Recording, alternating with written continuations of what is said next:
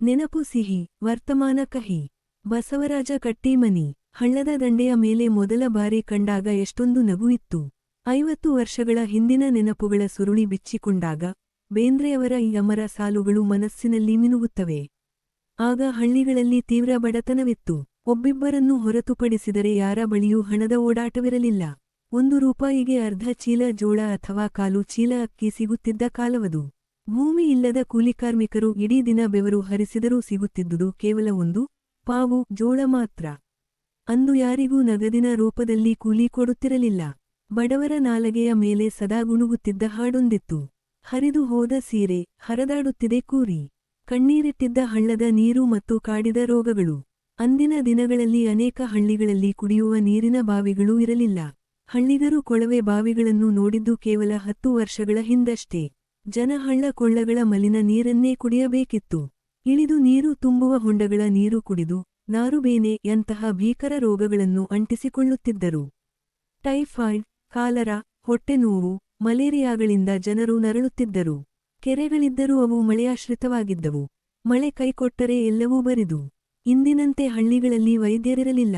ಶುಂಠಿ ಮೆಣಸಿನ ಕಷಾಯ ಅಥವಾ ಮಂತ್ರಿಸಿದ ಈರುಳ್ಳಿಯಿಂದ ಗುಣವಾದರೆ ಸರಿ, ಇಲ್ಲದಿದ್ದರೆ ಸಾವು ಅನಿವಾರ್ಯವಾಗಿತ್ತು. ಪೋಲಿಯೋ ಹನಿಗಳಾಗಲಿ, ಇಂದಿನ ಆಧುನಿಕ ಚುಚ್ಚುಮದ್ದುಗಳಾಗಲಿ ಅಂದೂ ಇರಲಿಲ್ಲ. ಮಕ್ಕಳು ಹುಟ್ಟುತ್ತಿದ್ದವು, ಹಾಗೆಯೇ ಕಣ್ಣೆದುರೇ ಸಾಯುತ್ತಿದ್ದವು. ಕ್ಷಯರೋಗಕ್ಕಂತೂ ಮಿತಿಯೇ ಇರಲಿಲ್ಲ. ಸಿಡುಬು, ಕಾಲರಾ, ಪ್ಲೇಗ್ಗಳ ಆರ್ಭಟಕ್ಕೆ ಜನರು ನೊಣಗಳಂತೆ ಪ್ರಾಣ ಬಿಡುತ್ತಿದ್ದರು. ನಾನೇ ಒಮ್ಮೆ ವಿಷಮಶೀತ ಜ್ವರಕ್ಕೆ ಟೈಫಾಯ್ಡ್ ತುತ್ತಾಗಿ ತಿಂಗಳುಗಟ್ಟಲೆ ಹಾಸಿಗೆ ಹಿಡಿದಿದ್ದೆ. ಔಷಧವೂ ಇರಲಿಲ್ಲ, ಕೈಯಲ್ಲಿ ಕಾಸೂ ಇರಲಿಲ್ಲ. ಬೆಳಗಾವಿಯಿಂದ ವೈದ್ಯರನ್ನು ಕರೆಯಿಸುವಷ್ಟು ಆರ್ಥಿಕ ಶಕ್ತಿ ನಮಗಿರಲಿಲ್ಲ. ನನ್ನಂತೆ ಸಾವಿರಾರು ಜನರು ಕಾಯಿಲೆಯಿಂದ ನರಳುತ್ತಿದ್ದರು. ವಿಧಿ ಬರೆದಂತೆ ಕೆಲವರು ಎದ್ದು ಓಡಾಡಿದರೆ, ಇನ್ನು ಕೆಲವರು ಸಾವಿನ ಮಡಿಲು ಸೇರುತ್ತಿದ್ದರು. ಬಡತನದ ನಡುವೆ ಅರಳಿದ ಸಾಹಿತ್ಯದ ಸುಖ. ಜೋಳದ ರೊಟ್ಟಿ, ಅಂಬಲಿ, ಪುಂಡಿ ಪಲ್ಯ ಮತ್ತು ಮೊಸರು ಮಜ್ಜಿಗೆ ಅಂದಿನ ದಿನನಿತ್ಯದ ಆಹಾರ.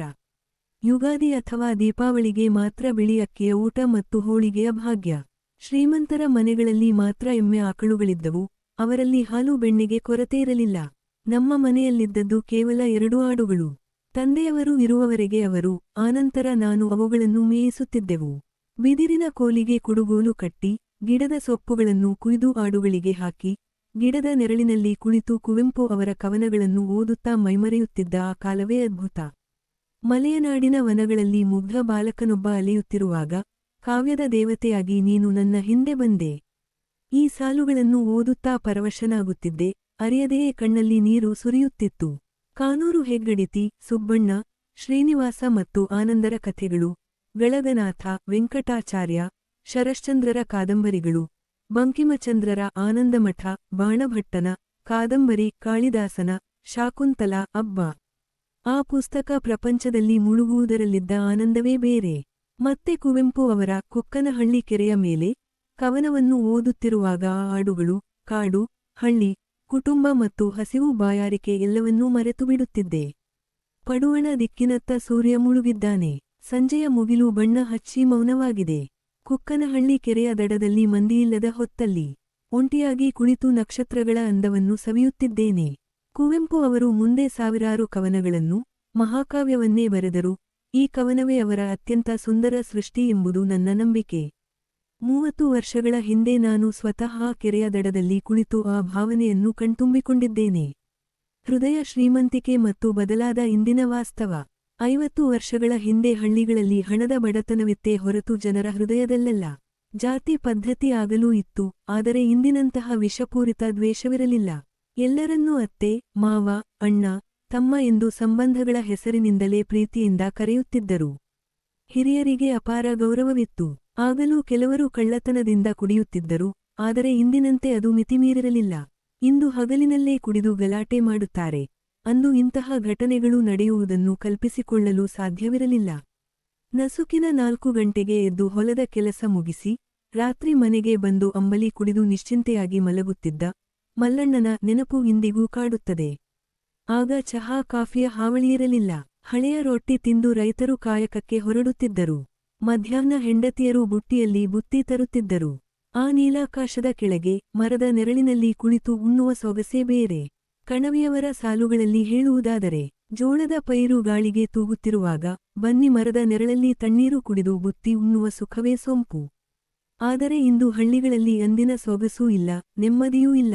ಅಂದು ಹಳ್ಳಿಯ ಸುತ್ತ ಇದ್ದ ದಟ್ಟ ಅರಣ್ಯವೆಲ್ಲ ಇಂದು ಬಯಲಾಗಿದೆ. ಹೊಲದಲ್ಲಿ ಗಿಡಗಳಿಲ್ಲ, ಹಳ್ಳಗಳಲ್ಲಿ ನೀರಿಲ್ಲ. ಆದರೆ ಕಳ್ಳಭಟ್ಟಿ ಸಾರಾಯಿ ಮಾತ್ರ ಗಲ್ಲಿಗಲ್ಲಿಯಲ್ಲೂ ಸಿಗುತ್ತದೆ. ಬೆಳಿಗ್ಗೆ ಎದ್ದು ಚಹಾ ಅಥವಾ ಹೆಂಡ ಕುಡಿದು ಹರಟೆ ಹೊಡೆಯುವುದು, ಸ್ವಲ್ಪ ಹೊತ್ತು ಕೆಲಸ ಮಾಡಿ ಮತ್ತೆ ಕುಡಿತದ ಅಡ್ಡೆಗೆ ಓಡುವುದು ಇಂದಿನ ಹಳ್ಳಿಗರ ದಿನಚರಿಯಾಗಿದೆ. ನೀರು ತರಲು ಬರುವ ಹೆಣ್ಣುಮಕ್ಕಳನ್ನು ಚುಡಾಯಿಸುವುದು, ಸಣ್ಣ ವಿಷಯಕ್ಕೆ ಜಗಳವಾಡುವುದು ಸಾಮಾನ್ಯವಾಗಿದೆ. ಶ್ರೀಮಂತರು ಮತ್ತು ಸದೃಢರು ಸುಳ್ಳು ಹೇಳಿ, ಲಂಚ ನೀಡಿ ಸರ್ಕಾರದ ವೃದ್ಧಾಪ್ಯ ಅಥವಾ ಇತರ ವೇತನಗಳನ್ನು ಕಬಳಿಸುತ್ತಿದ್ದಾರೆ. ಜಾತಿ ದ್ವೇಷ ಹೆಚ್ಚಾಗಿದೆ, ಹಿರಿಯರಿಗೆ ಗೌರವವಿಲ್ಲ. ಮನುಷ್ಯತ್ವ, ಪ್ರೀತಿ ಮತ್ತು ಸೌಜನ್ಯ ಎಲ್ಲವೂ ಮಾಯವಾಗಿದೆ. ಅಡಿಗರ ಸಾಲುಗಳಲ್ಲಿ ಹೇಳುವುದಾದರೆ, ಇಂದು ನಮ್ಮ ನಾಡು ಜಾತ್ರೆಯ ಗದ್ದಲ ಮುಗಿದ ಪಟ್ಖಾನೆಯಂತಾಗಿದೆ. ಭಕ್ತಿ ತುಂಬಿದ್ದ ಅಂತರಂಗ ಈಗ ರಾಕ್ಷಸಿ ನೃತ್ಯದ ರಂಗಭೂಮಿಯಂತಾಗಿದೆ. ಜಿಜ್ಞಾಸೆ, ಅಂದು ಚಂದವೋ, ಇಂದು ಚಂದವೋ? ಕಾಲ ಬದಲಾದಂತೆ ಮನುಷ್ಯನ ಜೀವನಶೈಲಿ ಹೇಗೆ ಬದಲಾಗಿದೆ ಎಂಬುದನ್ನು ಈ ಪಠ್ಯವು ಮಾರ್ಮಿಕವಾಗಿ ವಿವರಿಸುತ್ತದೆ. ಹಳೆಯ ಕಾಲದಲ್ಲಿ ಬಡತನವಿದ್ದರೂ ಜೀವನದ ಅನುಭವಗಳಲ್ಲಿ ಒಂದು ಬಗೆಯ ಮಾಧುರ್ಯವಿತ್ತು. ಹೊಟ್ಟೆ ತುಂಬ ಉಣ್ಣಲು ಅನ್ನವಿಲ್ಲದಿದ್ದರೂ ಜನರ ಮನಸ್ಸಿನಲ್ಲಿ ನೆಮ್ಮದಿಯಿತ್ತು, ಹಳ್ಳಿಗಳಲ್ಲಿ ಅನ್ಯೋನ್ಯತೆ ಇತ್ತು. ಜಾತಿ ಮತಗಳ ಭೇದವಿದ್ದಾಗಲೂ ಎಲ್ಲರೂ ಒಂದೇ ಕುಟುಂಬದವರಂತೆ ಸಹಬಾಳ್ವೆ ನಡೆಸುತ್ತಿದ್ದರು. ಒಬ್ಬರಿಗೊಬ್ಬರು ಹಂಚಿ ಉಣ್ಣುವ ಸಂಪ್ರದಾಯವೇ ಅಂದಿನ ಸುಖದ ಮಂತ್ರವಾಗಿತ್ತು. ಆದರೆ ಕಾಲಕ್ರಮೇಣ ಹಳ್ಳಿಗಳು ನಗರಗಳಾಗಿ ಬದಲಾದವು. ಅಭಿವೃದ್ಧಿಯ ಹೆಸರಿನಲ್ಲಿ ಮನುಷ್ಯ ಕೇವಲ ಹಣದ ಬೆನ್ನೇರಿ ಓಡುತ್ತಿದ್ದಾನೆ. ಇದರಿಂದಾಗಿ ಹಳೆಯ ಕಾಲದ ಆತ್ಮೀಯತೆ ಮಾಯವಾಗಿ, ಆಧುನಿಕತೆಯ ಹೆಸರಿನಲ್ಲಿ ಮನುಷ್ಯರ ನಡುವೆ ದೊಡ್ಡ ಕಂದರ ನಿರ್ಮಾಣವಾಗಿದೆ. ಈ ಗತಕಾಲದ ಸಿಹಿ ಮತ್ತು ಇಂದಿನ ಕಹಿ ವಾಸ್ತವವನ್ನು ಕಟ್ಟಿಮನಿಯವರು ಇಲ್ಲಿ ಅತ್ಯಂತ ಪರಿಣಾಮಕಾರಿಯಾಗಿ ಕಟ್ಟಿಕೊಟ್ಟಿದ್ದಾರೆ.